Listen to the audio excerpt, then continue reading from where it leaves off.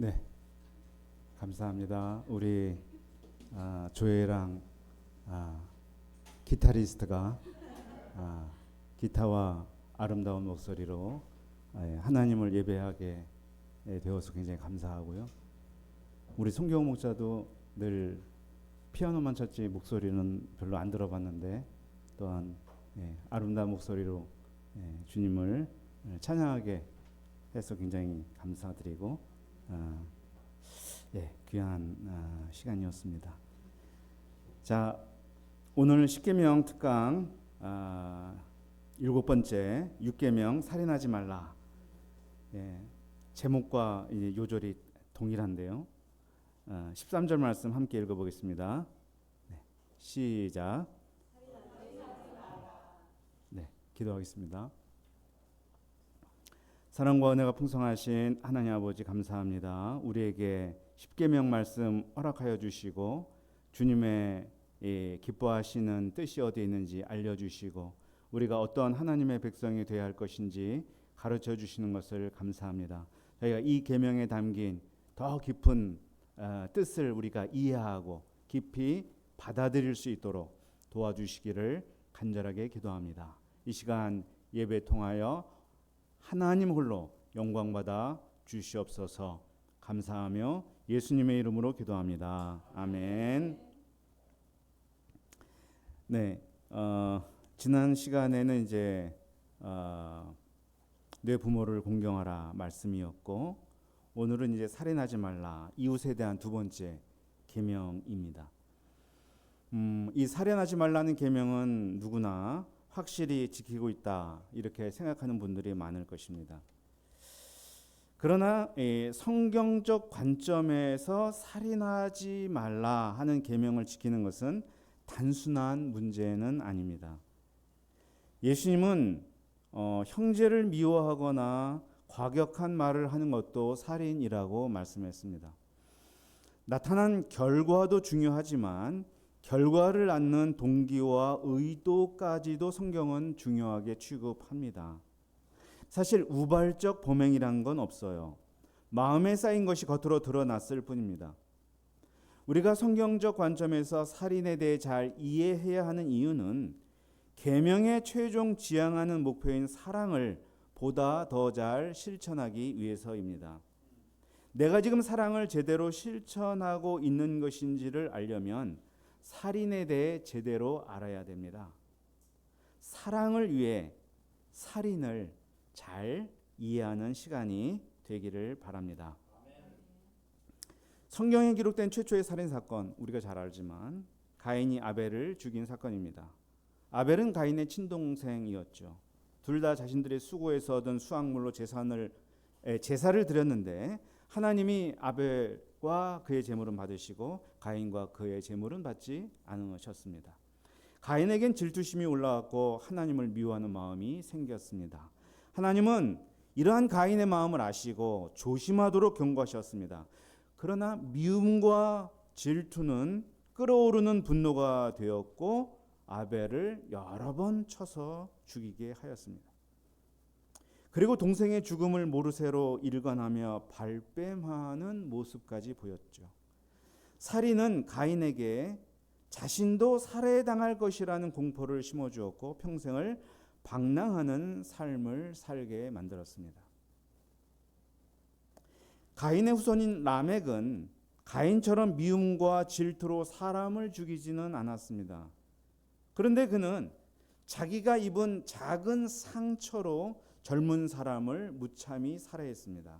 재미로 죽였습니다. 그리고 자기의 살인 행각을 무용담으로 만들어 노래하기까지 했습니다. 갈수록 세상은 약육강식의 세상이 되었고 죄에 둔감하고 생명을 가볍게 여기는 시대가 되었습니다. 이런 세상을 향해 하나님은 살인하지 말라 말씀하고 계십니다. 동물들은 먹이를 가지고 혹은 영역 다툼을 벌이다가 서로를 죽입니다. 동물의 세계에선 그런 일이 벌어지지만 인간 세계에서는 안 됩니다. 인간은 동물과 다릅니다. 인간은 하나님의 형상으로 지음받은 존재입니다. 살인하는 것은 하나님의 형상을 훼손하는 것이며 생명을 주신 하나님의 주권에 대한 도전입니다. 생명은 가장 소중합니다. 예수님은 말씀하셨죠. 사람이 만일 온 천하를 얻고도 제 목숨을 잃으면 무엇이 유익하리요? 사람이 무엇을 주고 제 목숨과 바꾸겠느냐? 우주보다 소중한 게 한 사람의 생명입니다. 예수님은 한 생명을 위해 이 땅에 오셨고 자기 목숨을 십자가에서 희생하셨습니다. 우리는 예수님을 따라 한 생명의 구원을 위해서라면 무엇도 희생할 수 있는 제자들입니다. 아멘. 생명을 살리는 일은 거창한 데서 시작하지 않습니다. 말 한마디를 제대로 하는 것입니다. 한마디 말로 사람을 살릴 수 있고 또 죽일 수 있습니다. 학창시절 학폭을 당하며 들은 말들이 평생 삶을 쪼이고 우울증을 낳고 원한 맺힌 삶을 살아가게 만들었습니다. 무자비한 댓글 공격으로 상처를 입고 삶을 마감한 사람들이 많습니다. 그래서 예수님은 형제에게 노하는 자는 심판을 받고 돌대가리라고 하는 자는 공회에 잡혀가고 미련한 자라고 하는 자는 지옥불에 들어가리라 말씀하셨습니다. 말에 대해서는 우리가 잠언을 통해 여러 번 살펴봤기 때문에 더 이상 사실 말할 것도 없죠.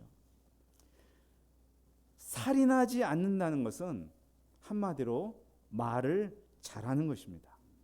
맞는 말, 올바른 말이 중요하지만 또 그것이 전부는 아닙니다. 맞는 말이라도 함부로 해서 안 되고 맞는 말보다 살리는 말을 해야 한다고 배웠습니다. 그것은 때와 경우에 합당한 말로 표현됩니다.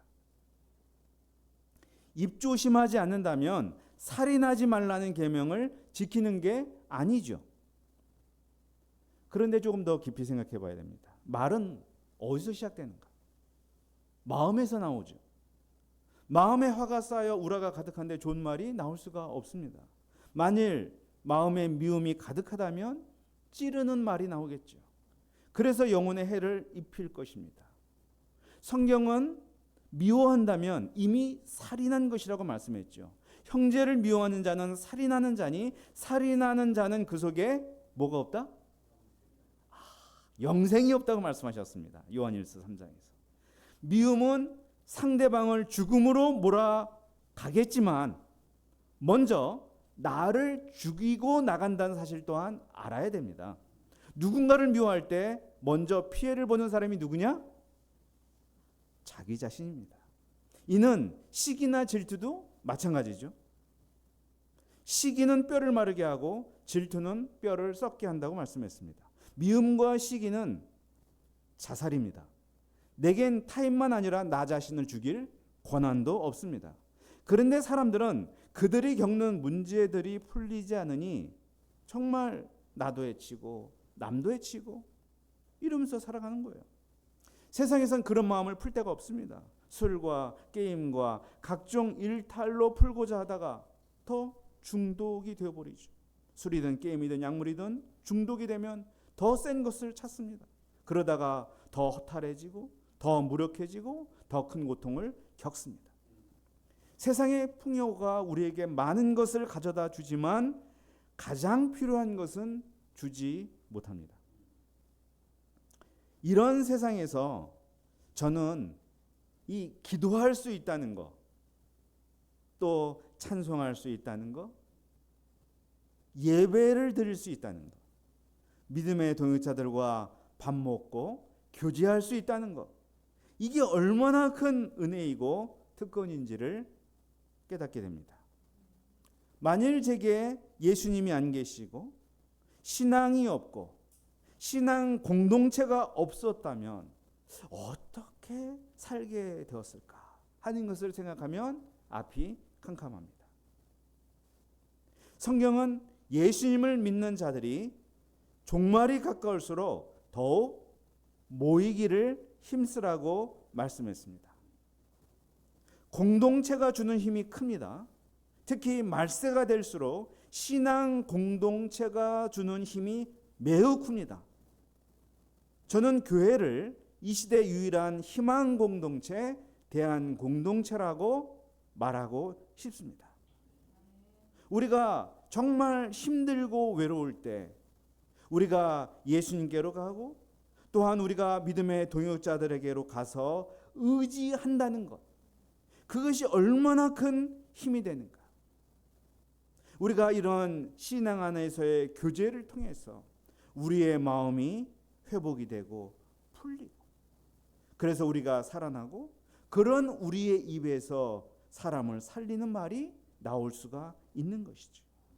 우리가 신앙 안에서 믿음의 동역자들과의 교제를 통해서 앞으로 사람을 살리는 큰 일을 할 수 있기를 기도합니다.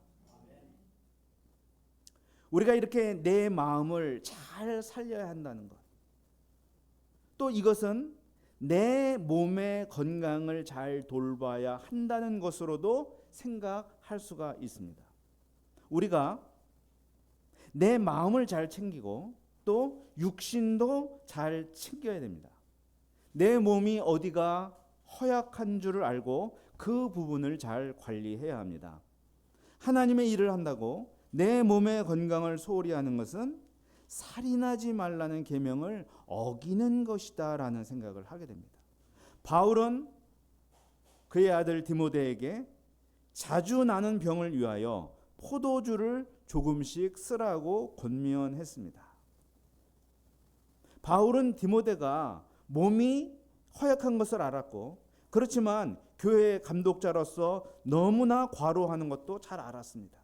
그는 교회의 양무리들도 잘 돌봐야 됐지만 그 자신의 몸을 잘 돌보고 건강을 챙기는 것이 곧 하나님께 유익이 된다는 것을 잘 알고 이런 말을 한 것이죠. 우리가 다른 사람을 잘 돌볼 뿐만 아니라 나의 마음, 나의 몸의 건강도 잘 돌볼 수 있기를 기도합니다. 몸이 허약해지면 마음도 허약해지거든요. 어떤 분은 그런 말을 했어요. 체력과 지력과 영력은 영원히 있을 것인데 그 중에 제일은 뭐다? 체력이다. 내가 힘든데 누구를 돕고 누구를 살릴 수 있겠습니까? 자, 우리가 이렇게 살인하지 않는다는 것은 나도 챙기면서 이제 나를 넘어서서 타인의 생명을 적극적으로 돌보는 것으로 나아가는데요. 사도행전 16장을 보면 빌립보에서 바울이 옥에 갇혔다가 초자연적 현상으로 옥에서 탈출하게 되는 상황이 나옵니다. 바울 일행을 감독하던 간수는 죄수가 탈옥한 것으로 알고 문책받을 것을 두려워하여 자살을 하려고 했습니다. 그때 바울은 크게 소리 지르며 말했죠. 당신 몸을 상하게 하지 마시오. 우리가 다 여기 있어. 남이야 자살하든 말든 나만 무사히 탈출에 성공하면 된다고 생각할 수도 있었습니다. 그러나 그 모든 것보다 한 사람의 생명이 바울에겐 소중했습니다. 내가 다시 잡히고 내 선교 여행에 차질이 빚어지더라도 이 복음을 모르고 죽어가는 한 사람을 살리는 게 중요하다, 이렇게 생각을 했어요. 목숨을 버리고자 하는 사람을 봤을 때 그냥 방관하는 것도 살인입니다. 살인하지 말라는 계명을 지키려면 목숨을 구할 수 있을 때 적극적으로 구해야 되는 거예요. 누가복음 10장에 나오는 선한 사마리아인의 비유에 잘 나타나잖아요. 강도 만난 한 사람, 그리고 그 길로 지나가던 많은 사람들이 있었어요. 그들은 아무 관련이 없었습니다. 그래서 대제사장과 레인들은 강도 만난 자를 피하여 지나갔죠.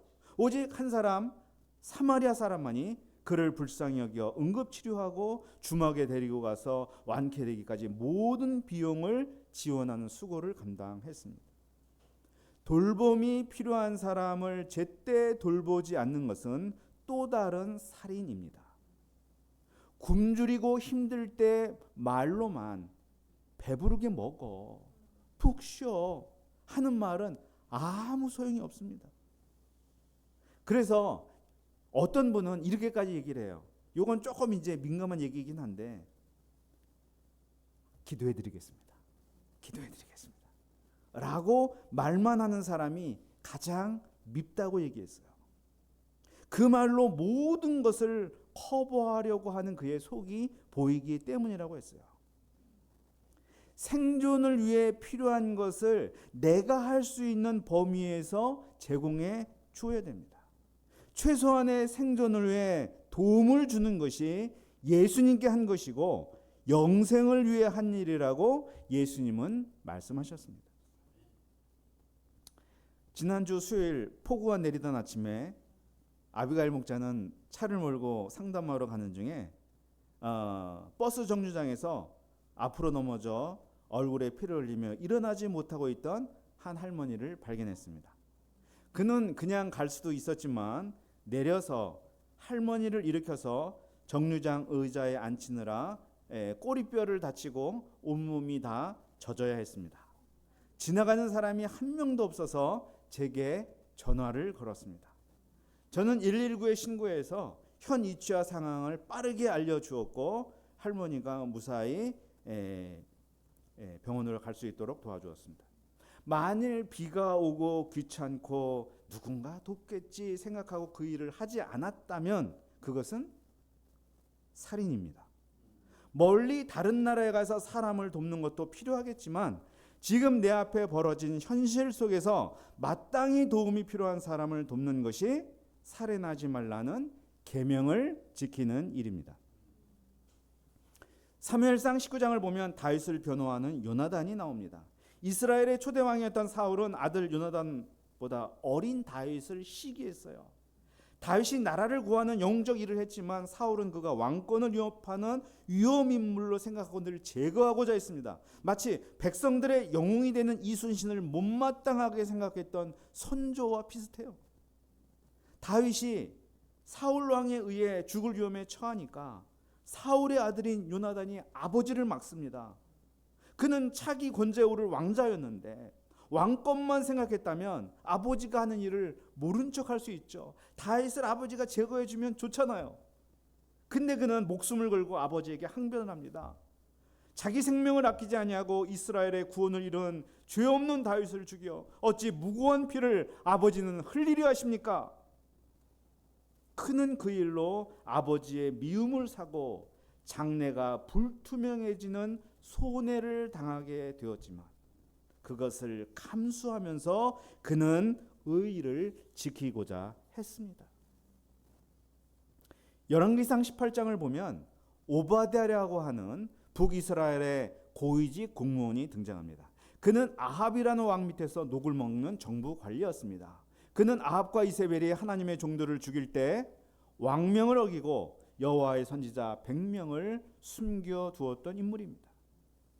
분명 왕에게 복종해야 하는 신하였지만 그는 그 상황에서는 왕에게 복종하지 않았습니다. 오히려 자신의 능력, 권한, 포지션을 다 동원해서 사람들을 살렸습니다. 2차 세계대전 당시 리투아니아 주재에 일본 영사를 지낸 스기하라 지우네라는 분이 있습니다. 일본 정부는 이제 독일과 연합했죠. 유대인들에게 비자를 내주지 말라고 각국 영사들에게 명령을 내렸습니다. 그러나 스기하라 지우네라는 그분은 그 명령을 어기고 팔이 굳어서 안 움직일 때까지 수기로 비자를 발급하여 6,000명의 유대인들이 미국으로 피신하도록 도왔다고 합니다. 전쟁 후에 그는 이 명령 불복종으로 해임되었지만 그를 통해 살아난 사람들은 그들이 받은 비자를 생명의 비자라고 부르며 그를 지금까지 추모하고 있다고 합니다. 이런 분들이 사실 굉장히 많죠. 근데 반대로 이와 달리 공권력과 어떤 이 잘못된 그런 힘, 불의에 침묵했던 또 동조했던 그런 사람들도 있습니다. 히틀러 치하에서의 독일 교회, 우리 신사 참배에 침묵하고 동조했던 조선의 기독교. 만일 오늘날 시대의 반하나님적인 사상에 침묵하고 동조한다면 그것도 살인이 아닐까 우리가 조심스럽게 자문해 볼 수 있습니다.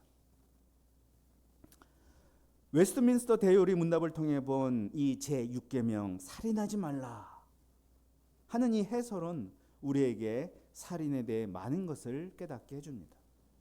단지 흉기로 사람을 죽이지 않는 행동만이 아닙니다. 우리 자신과 이웃의 생명을 지키고 그것을 보존하기 위해 노력하는 모든 적극적 행동을 포함합니다. 제6계명은 살인을 초래할 수 있는 모든 생각과 행동을 금지합니다. 분노, 증오, 복수심을 금지합니다. 경멸하며 모욕적으로 말하는 것을 금지합니다. 이웃의 생명을 위험에 빠뜨리는 행동을 금지합니다. 병들고 어려움에 처한 이웃을 방관하는 것을 금지합니다. 우리의 이기심과 게으름으로 누군가가 생명의 위협을 받는 것을 결코 성경은 허용하지 않습니다. 지난 주일에 이 제6계명을 그룹 공부하면서 우리 목자님과 사모님들이 이구동성으로 얘기한 것이 있습니다. 예수님을 믿는 자는 오지랖이 넓어야 한다. 다른 말로 오지랖퍼가 되어야 한다는 이야기를 했습니다. 오지랖에 이하를 붙여서.